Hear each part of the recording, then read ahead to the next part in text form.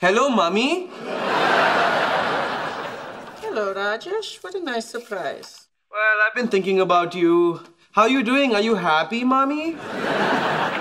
Such a sweet boy for asking. Can't believe you come from the poison seed of your father. Well, I like to think I take mostly after you.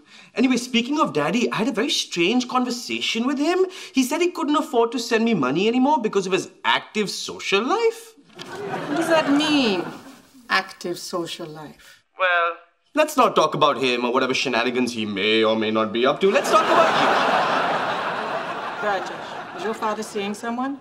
All I know, Mummy, is that he's a single, wealthy doctor. And now, for some reason, there's no money for your little boy. Well, however much money your father was giving you, I'll give you more. Thank you, Mommy. I love you. Helicopters for everybody.